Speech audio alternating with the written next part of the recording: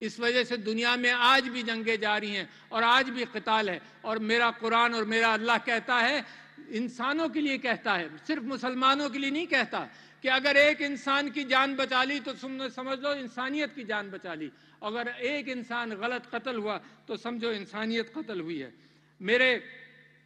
میں جو آپ سے بات کرنا چاہتا ہوں اس کے اندر ایک بڑی چیز یہ ہے کہ میں آج کل کے سیاستدانوں سے اور سٹیک ہولڈر سے یہ بات کرنا چاہتا ہوں کہ عفو اور درگزر، فرگیونس کو اپناؤ۔ میرے نبی صلی اللہ علیہ وسلم نے آخری خطبے میں کہا کہ میں اپنے قتل معاف کرتا ہوں، یہاں تک کہا۔ معیشت کے لیے انہوں نے کہا کہ میں قرضہ معاف نہیں ہوگا، کیونکہ معیشت چلتی قرضے کی بنیاد پر ہے، مگر لوگوں کے اندر منافرت کم کرنے کے لیے انہوں نے عفو درگزر کے حوالے سے قتل معاف کیے۔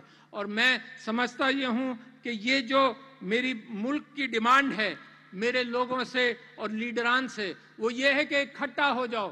کون کہتا ہے کہ کشتی کے اندر ہر سمت کو چلانے کے لیے لوگ موجود ہوں تو کشتی چلے گی؟